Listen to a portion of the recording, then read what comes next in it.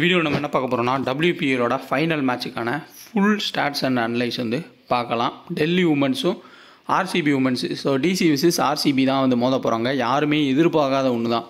So ஏன்னா MI மிகப்பெரிய ஒரு ஸ்ட்ராங் டீமாக தெரிஞ்சாங்க. பட் இருந்தாலும் அந்த நாட் சிவர், அமெலியா கீர் அவங்களோட அந்த ஸ்டார் பெர்ஃபார்மன்ஸ்ன்றது பெரிய அளவில் இந்த சீசனில் இல்லை. அதுக்கான ஒரு பாடமாகவும் முடிஞ்சிச்சு. பட் RCB ஜெயித்ததும் ஒரு லக்கில் ஜெயித்தாங்கன்னு சொல்லலாம். ஏன்னா அவங்க பக்கம் வந்து லக்கு இருந்துச்சு. எல்லிஸ்பெரி நல்ல ஒரு ஃபார்முக்கு திரும்பினாங்க ஆல்ரவுண்டராக. அந்த ஹர்மன்ப்ரீத் கவுரோட அந்த விக்கெட் தான் வந்து பார்த்தோம்னா மேட்சே வந்து டர்ன் பண்ணிச்சு. அமெலியா கீர்னால் ஹிட் பண்ண முடியல. ஸோ தோத்துட்டாங்க. பட் இருந்தாலும் DC ரொம்ப ஒரு ஸ்ட்ராங்கான ஒரு டீமு. மேபி DC தான் வின் பண்ணுன்ற மாதிரி நான் ஆல்ரெடி டெலகிராம்லேயே வந்து சொல்லியிருந்தேன். பட் நடக்குமா என்னன்னு தெரியல. But on the full form அவங்க இந்த கிரவுண்டில் ஆடுற விதம் படி பார்த்தோம்னா DCக்கு வாய்ப்பு ரொம்ப அதிகம். RCB மேபி அதே மாதிரி லக்கு இருந்தால் வின் பண்ணலாம். பட் என்னை பொறுத்தவரை ஒரு 70% வந்து DC, 30% வந்து RCB. இது என்னோட தனிப்பட்ட ஒரு திங்கிங்கு. ஸோ அதை யோசிக்க வேணாம், நல்ல டீம்ஸை க்ரியேட் பண்ணுங்கள். மறுபடியும் நான் சொல்லிடுறேன், இந்த WPL ஃபுல்லாமே எப்படி போச்சுன்னா எல்லோரும் ஒரே டீம் எடுத்து கேப்டனைஸ் கேப்டனை மட்டும் மாற்றி இல்லாட்டி ஒரு பிளேயரை மாற்றி தான் வந்து மேட்சே போச்சு.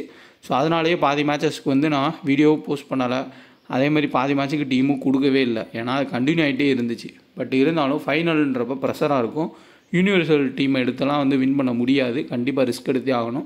கிராண்ட் லீக்குக்கு நல்ல ஆப்ஷனு. ஸோ இந்த உமன்ஸ் மேட்ச் எல்லாமே கிராண்ட் லீக்கு பெஸ்ட்டான ஆப்ஷன்ஸ். ஏன்னா அந்த ஒரு பிளேயரை மாற்றி தான் ஸ்மால் லீக்கில் இது பண்ண முடியும். பட் கிராண்ட் லீக்கில் கண்டிப்பாக ட்ரெம் கார்டு பிக்கு ஒரு 2 பேராக பிக் பண்ணுற மாதிரி இருக்கும். கரெக்டாக கேப்டனைஸ் கேப்டன் கொடுக்குற மாதிரி இருக்கும். அதுக்கு ஸ்டாட்ஸ் அனலைஸ்ன்றது யூஸ்ஃபுல்லாக இருக்கும். ஸோ இந்த ஃபைனலுக்கான ஃபுல் ஸ்டாட்ஸ் பார்ப்போம். 17ஆம் தேதி 7:30க்கு அருண் ஜேட்லி ஸ்டேடியமில் தான் அந்த மேட்சை நடத்த போகிறாங்க. பிச்சு ரொம்ப ஸ்லோவாக இருக்குது. அதை பற்றியும் பார்க்கலாம். ஹெட்டுகட் 2024 மட்டும்தான் நான் எடுத்திருக்கேன் ஃபுல் ஸ்டாட்ஸ்மேவும். DC 2 டைமே ஜெயிச்சிருக்காங்க. RCB 2 டைம் வந்து தோத்துட்டாங்க. அதேமாரி RCB MI ஆனதில் 2 டைம் RCB ஜெயித்தாங்க. அதையும் நோட் பண்ணணும்.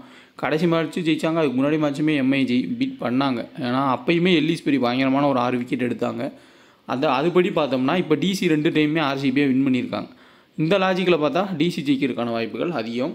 ஏன்னா காஃபோட அந்த இனிஷியல் ஸ்பெல்லு, ஏன்னா விக்கெட் வந்து பவுலர்ஸுக்கு சாதகமாக இருக்குது, அதை பயன்படுத்துவாங்க. மிடில் வந்து பேட்டிங்கும் அவங்களால ஆட முடியும். ஜேர்னசனு, நெக்ஸ்ட்டு பார்த்தோம்னா கேப்சீனு, நல்ல ஆல்ரவுண்டர்ஸ் உள்ளே வச்சுருக்காங்க. இங்கே எல்லிஸ்பெரியை மட்டும்தான் நம்ம வந்து ஒரு தரமான ஆல்ரவுண்டர்னு சொல்ல முடியும். வேகமாக இருக்கட்டும், நெக்ஸ்ட்டு பார்த்திங்கன்னா மேலினியும், அடுத்து சோஃபி டிவேன், இவங்கெல்லாம் வந்து ஏதோ ஓரளவுக்கு ஒரு பெர்ஃபார்மன்ஸ்ன்ற மாதிரி கொடுக்குறாங்க. ஸ்ட்ராங்கான ஒரு பெர்ஃபார்மன்ஸ்ன்றது கொடுக்கல. ஸோ பார்க்கலாம். குபேரா ஃபேண்டசி ஆப்பு IPL வரப்போது யூஸ்ஃபுல்லாக இருக்கும். இன்ஸ்டால் பண்ணிக்கோங்க. ஒரே ஒரு பிளேயரை நீங்கள் செலக்ட் பண்ணி ப்ளே பண்ணலாம். கண்டிப்பாக குபேரா ஃபேண்டசி ஆப்லேயும் ஏதாவது ஆஃபர்ஸ் வந்து அனௌன்ஸ் பண்ணுவாங்க. நான் டெலகிராமில் போஸ்ட் பண்ணுறேன். இன்ஸ்டால் பண்ணிக்கோங்க. 2K ஃபேண்டசி ரெஃபரோட பயன்படுத்திக்கோங்க. ஒரு பிளேயரை நீங்கள் கிளிக் பண்ணி ஃபேண்டசி ப்ளே பண்ணலாம். அதுதான் குபேரா ஃபேண்டசி. ட்ரை பண்ணி பாருங்கள். ஸோ வாங்க வீடியோக்குள்ளே போகலாம். ஸோ மறுபடியும் தெளிவாக சொல்லிடுறேன். நிறைய பேர் புதுசாக வந்து டெலகிராமில் ஜாயின் பண்ணணும்னு நினைப்பீங்க. டிஸ்கிரிப்ஷன் யூடியூப் கீழே இருக்கும். அதில் டெலகிராம் சேனலை கிளிக் பண்ணால் அந்த சேனல் வரும். இதே மாதிரி நிறைய சேனல் வந்து டெலகிராமில் ஃபேக்காக இருக்கும். நம்மளோட கரெக்டான அட்ரஸ் இதுதான். ப்ளஸ் நம்ம ஒன்லி ஃப்ரீ டீம்ஸ் மட்டுமே கொடுப்போம். எந்த ஒரு பெரிய கிராண்ட் லீக் இது பண்ண மாதிரி அது மாதிரிலாம் வந்து எந்த போஸ்ட்டுமே இருக்காது. நம்ம இது ஒரு சிம்பிளாக தான் இருக்கும். ஒன்லி நம்ம ஸ்மால் லீக் டீம் வந்து கொடுக்குறோம். வின்னர் லாஸ் வந்து நான் அக்செப்ட் பண்ணிப்பேன். எப்போயுமே நம்மளோட யூசர்ஸ் நிரந்தரமாக எப்போயுமே ஃபாலோ பண்ணுறவங்களுக்கு தெரியும். அதேமாதிரி தொடர்ச்சியாக நம்ம 5 மேட்ச் 6 மேட்ச் 7 மேட்ச் கூட க்ளீன் ஸ்வீப் கொடுத்துருக்கோம். அதையுமே நான் சொல்லியிருக்கேன். ஸோ லாஸ் ஆனாலுமே சொல்லியிருக்கேன், ஆவரேஜ்னாலும் சொல்லியிருக்கேன். எதனாலும் நம்ம ஓப்பன் தான். அதேமாதிரி உங்களுக்கு எதாவது ஐடியாஸ் இருந்தாலும் ஒரு சில சேஞ்சஸ் பண்ணி ப்ளே பண்ணுங்க. நான் எப்போயுமே வந்து அதையுமே சொல்லிடுவேன்.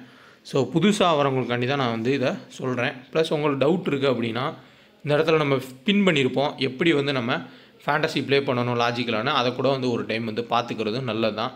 ஸோ ஆப்ஸோட லிங்க்ஸ் எல்லாமே டெலகிராம்லேயும் இருக்கும். விருப்பமுள்ளவங்க இன்ஸ்டால் பண்ணிங்க. எந்த ஆப்புமே வந்து GSTலாம் வந்து பெரிய அளவில் GST எதுவும் கிடையாது. ஈஸியாக வின்னிங்ஸ் கிடைக்கக்கூடிய ஸ்மால் லீக் ஆப்ஸை மட்டும் தான் நம்ம கொடுத்துருக்கோம். அதுமாதிரி குபேரா ஃபேண்டசி ஆப்பு கண்டிப்பாக இன்ஸ்டால் பண்ணவங்க இன்ஸ்டால் பண்ணிக்கோங்க. ஏன்னா ஒரு பிளேயரை நீங்கள் செலக்ட் பண்ணி ப்ளே பண்ணலாம் ஃபேண்டசியை. முன்னாடி நான் சொல்லாமல் இருந்திருப்பேன். 2K ஃபேண்டசி நம்மளோட பயன்படுத்திக்கோங்க. டெலகிராம் ஜாயின் பண்ணுறவங்க ஒரிஜினல் சேனல் செக் பண்ணி ஜாயின் பண்ணுங்கள். முடிஞ்ச அளவுக்கு நம்ம கிராண்ட் லீக் ஸ்மால் லீக் எல்லாத்துக்குமே பெஸ்ட்டான டீம்ஸாக வந்து கொடுக்க பார்ப்போம். வீடியோவை பார்த்து ஸ்டாட்ஸ் அனலைஸ் வச்சு நல்ல டீம்ஸாக மேக் பண்ணி க்ளோஸாக கிராண்ட் லீக் போங்க.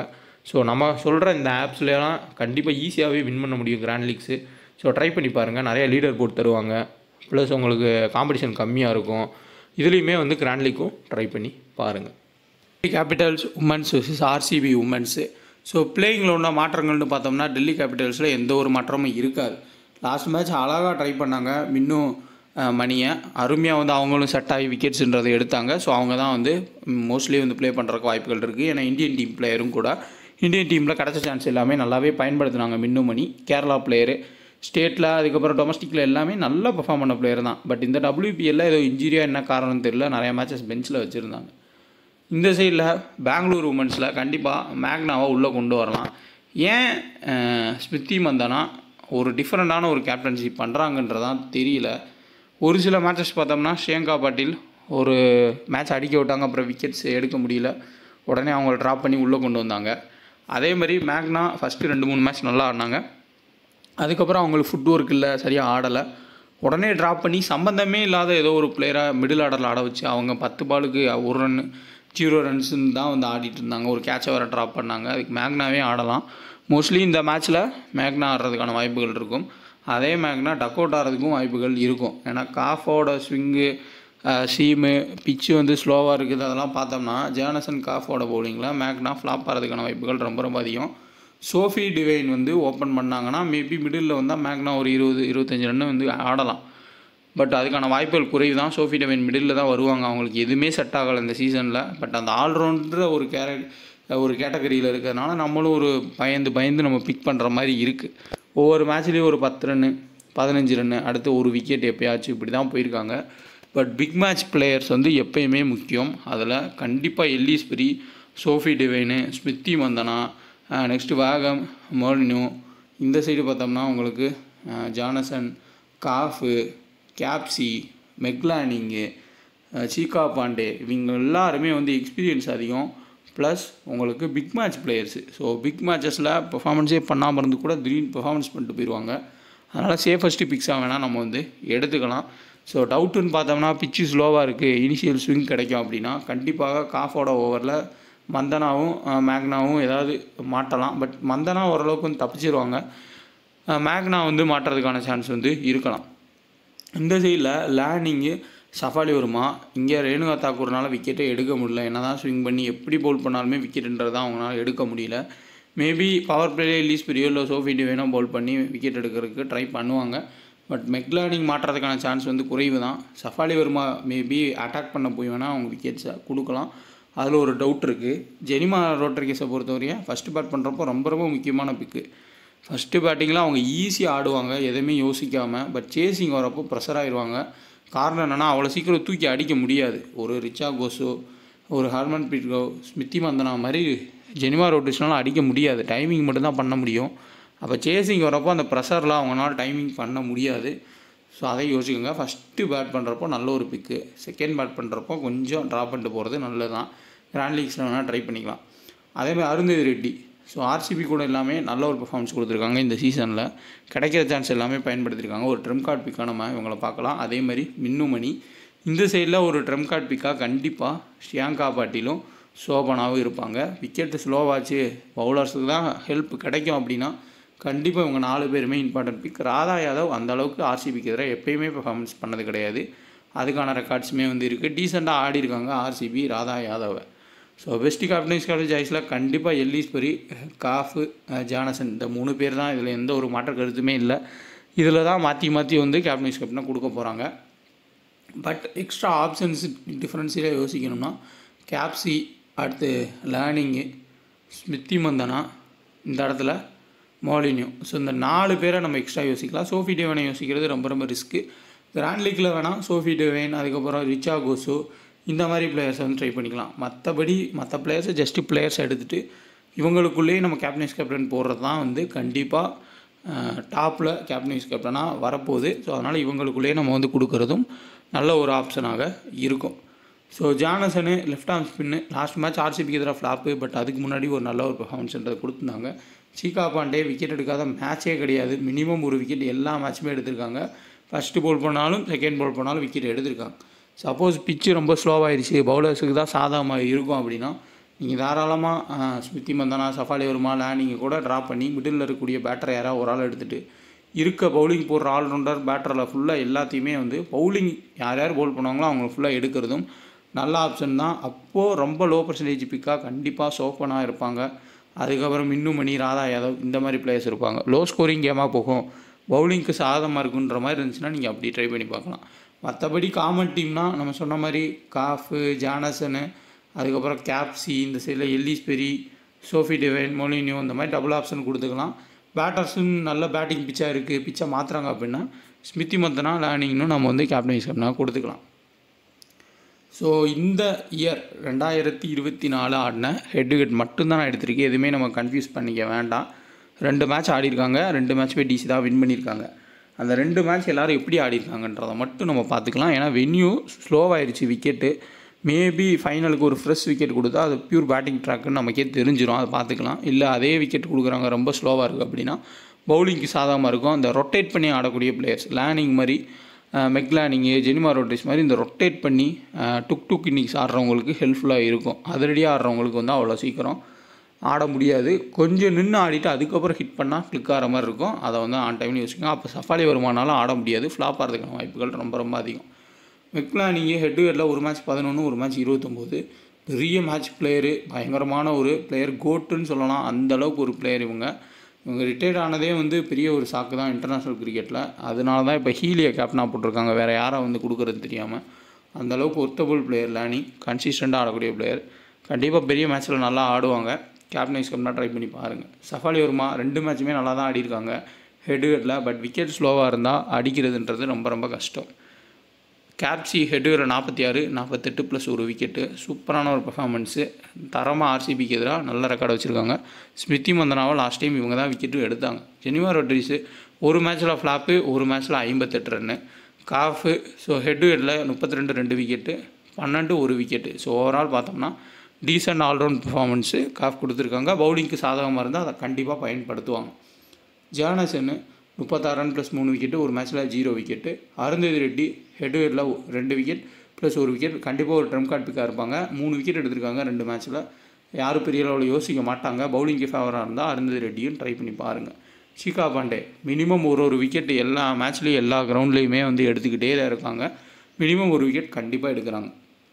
ஸ்மித்தி மந்தனா ஹெட் டு ஹெட்டில் பார்த்தோம்னா 74, 5. ஸோ அந்த 5 ரனில் கேப்சி கிட்ட அவுட் ஆனாங்க. லாஸ்ட் மேட்ச் எம்ஐ கூடயுமே ஃப்ளாப்பு தான். ஸ்லோ விக்கெட்டாக இருந்தால் மந்தனாவுமே வந்து ஃப்ளாப்பு தான் ஆவாங்க. ஏன்னா ஒரு கட்டத்துக்கு மேலே அவங்க அடிக்க போகிறாங்க, அப்போ அவங்க விக்கெட்டுன்றதை கொடுத்துட்றாங்க. சோஃபி டிவைன் ஏதாவது ஒரு மிராக்கல் இன்னிங்ஸ் திடீர்னு ஆடினது தான். கிராண்ட் லீக்கில் கேப்டன் வைஸ் கேப்டனாக கொடுத்துக்கோங்க. ஹெட் டு ஹெட்டில் 23, 2 விக்கெட்டு, 26, ஓரளவுக்கு டீசெண்டான ரெக்கார்டு இருக்குது. மேக்னா ஒரு இன்னிங்ஸ் ஆடினாங்க 36 ரன்னு. ரிச்சா கோசு ஒரு இன்னிங்ஸில் ஃப்ளாப்பு, ஒரு இன்னிங்ஸில் ஹிட்டு. நீங்கள் ரிச்சா கோசுவாக ஃபஸ்ட்டு பேட் பண்ணுறப்ப மேபி ரிஸ்க் எடுக்கிறவங்க ட்ராப் பண்ணிட்டு போகலாம். இந்த மேட்ச் கிடையாது, பொதுவாக சொல்கிறேன். இந்த மேட்ச்சில் தானியா பாட்டியா யாருமே எடுக்க போகிறது இல்லை, ரிச்சா கோசு தான் எல்லோரும் எடுப்பாங்க. சேசிங்கில் நல்லா ஆடக்கூடிய பிளேயர். ஃபஸ்ட்டு பேட்டிங்கை விட ரிச்சா கோசு சேசிங்கில் நல்லா ஆடுவாங்க. விக்கெட் கீப்பிங்லேயே மினிமம் 30 40 பாயிண்ட் எடுத்துடுறாங்க. ஸோ ஒரு decent captain vice captain choice தான். வேகமாக 2 மேட்ச்சுமே ஃப்ளாப்பு. லாஸ்ட் மேட்ச் எம்ஐ கூட நல்லா ஆடினாங்க. மேபி விக்கெட் ஸ்லோவாக இருக்குது, ஸ்பின்னுக்கு ஹெல்ப்னா நம்ம வந்து எடுத்துக்கலாம். இல்லை வேறு விக்கெட்டை மாற்றிட்டாங்க, ஸ்பின்னுக்கு ஹெல்ப் இல்லை அப்படின்னா நம்ம ட்ராப் பண்ணிக்கலாம். எல்லிஸ் பெரிய ஹெட் டு ஹெட்டில் 49, ரீசன்ட் ஃபார்ம் அருமையாக இருந்திருக்கு. 2 மேட்ச்சில் ஆல்ரவுண்ட் பர்ஃபார்மன்ஸ்ன்றதை கொடுத்துருக்காங்க. ஷியாங்கா பாட்டீல் ஹெட் டு ஹெட்டில் 2 மேட்ச்சில் 5 விக்கெட்டு. இப்போயுமே அவங்க ஆடுற எல்லா மேட்ச்லையுமே மினிமம் ஒரு விக்கெட்டுன்றதை எடுத்துகிட்டு தான் இருக்காங்க. பழைய மாதிரி அவங்க ஃபார்முக்கு திரும்பிட்டாங்க. டெத்துலேயே அவங்க தான் வந்து பவுலும் பண்ணுவாங்க. டெத்தில் பவுல் பண்ணி விக்கெட் எடுக்க சான்ஸும் இருக்கும். ஒரு இம்பார்ட்டன்ட் பிக்கும் கூட. ஒரு கேப்டன் வைஸ் கேப்டனாக கூட நம்ம கிராண்ட் லீக்கில் ட்ரை பண்ணலாம். எம்ஐ கூடயுமே லாஸ்ட் மேட்ச்சில் 2 விக்கெட் எடுத்தாங்க. அதில் ஹர்மன் பிரீத்தோட விக்கெட் எடுத்தது ரொம்ப முக்கியமான ஒரு விக்கெட்டாக இருந்துச்சு. அது மேட்ச் டேர்னிங் பாயிண்ட்டாகவும் இருந்துச்சு. ஸோ கிராண்ட் லீக்கில் ஷியாங்கா பாட்டீலை நம்ம கேப்டன் வைஸ் கேப்டனாக கண்டிப்பாக ட்ரை பண்ணலாம். ஸோ டீம் பார்ப்போம். ஃபேப்லோன் ஆப்பை இன்ஸ்டால் பண்ணிக்கங்க. கிவ் அவே, லீடர் போர்டு, அது இதுன்னு எல்லாமே வந்து கொடுப்பாங்க. ஐபிஎலுக்கு ஜிஎஸ்டி உங்களுக்கு கிடையாது. அது மாதிரி என்ட்ரி ஃபீஸ் ரொம்ப கம்மி. அதில் ப்ளே பண்ணுறவங்க வேறு ஆப்பனட்ஸ் தான் வருவாங்க. ஸோ 2K டெக்கன் ஆஃபர் கூட பயன்படுத்தி இன்ஸ்டால் பண்ணிங்க. உண்மையிலே ஒரு பெஸ்ட்டான ஒரு ஆப்பு, ட்ரை பண்ணி பாருங்கள். எல்லிஸ் பெரி கேப்டனு, காஃப் vice captain, Jonassen, Sophie Devine, Molineux, Capsey, Shreyanka Patil, Shikha Pandey, next பார்த்தோம்னா மந்தனா, லேனிங்கு, ரிச்சா கோசு. ஸோ கேப்டன் வைஸ் கேப்டனாக இவங்க 2 பேர் கொடுத்துருக்கேன். இது யூனிவர்சல் டீமாக தான் இருக்கும். இதிலே ஒரு சில பிளேயர்ஸை மாற்றினா ஓரளவுக்கு ரிஸ்க்கான டீமாக இருக்கும். இது வந்து ரொம்ப ரிஸ்க்கு. மந்தனாவும் கிடையாது, அடுத்து பார்த்தோம் லேனிங்கும் கிடையாது. சஃபாலி வருமாவை பிக் பண்ணி இருக்க எல்லா ஆல்ரவுண்டர்ஸையும் பிக் பண்ணிட்டு இங்கே ஷியாங்கா பாட்டீல், அதுக்கப்புறம் ஆஷா. ஸோ ஓவரால் பவுலர்ஸை பிக் பண்ணியிருக்கேன். ஜானசன் கேப்டன் கொடுத்து ஷியாங்கா பாட்டீலுக்கு வைஸ் கேப்டனாக கொடுத்துருக்கேன். பவுலிங் காம்பினேஷனில் டீம் போன்ற மாதிரி. ஸோ ஸ்லோ விக்கெட்டாக இருந்தால் பவுலர்ஸ் அதிகமாக எடுத்துக்கோங்க. இல்லை ஃப்ரெஷ் விக்கெட்டு பேட்டிங்க்கு சாதகமாக இருக்கும் அப்படின்னா அதுக்கேற்ற மாதிரி நீங்கள் வந்து டீம்ன்றதை மாற்றிக்கோங்க. அப்படி நல்ல ஒரு பேட்டிங் ட்ராக்காக இருந்தால் லேர்னிங் மந்தனா இந்த மாதிரி டாப் ஆர்டர் பிளேயர்ஸு செவ்வாழை வருமா எல்லாமே நல்லா ஆடலாம். ஸ்லோ விக்கெட்டாக இருந்தால் இவங்கெல்லாம் ஃப்ளாப் ஆகிறதுக்கு மிகப்பெரிய வாய்ப்பு இருக்குது. லேர்னிங் ஓரளவுக்கு ரொட்டேட் பண்ணி கொண்டு போயிடலாம். ஏன்னா அவங்க நிறையா வேர்ல்டு கப் ஜெயிச்சு கொடுத்துருக்காங்க. எப்படி ஃபைனலில் ஆடணுன்னு அவங்களுக்கு தெளிவாக தெரியும். ஸோ அதனால் நீங்கள் அவங்கள கிராண்ட் லீக்கில் கேப்டன்சி ஒன்று ட்ரை பண்ணலாம். ஷியங்கா பட்டேல் ஃபஸ்ட்டு போல் பண்ணால் ஜிஎலுக்கு ஒரு பெஸ்ட்டு கேப்டன் சாய்ஸ். அவங்களும் ஒரு சிறந்த ஒரு பிக்காக இருப்பாங்க. நல்ல ஒரு ஃபார்முக்கும் திரும்பியிருக்காங்க. ஜெனிமா ரோட்ரிஸு ஃபஸ்ட்டு பேட் பண்ணுறப்போ ஜிஎலுக்கு நல்ல ஒரு ஆப்ஷன்.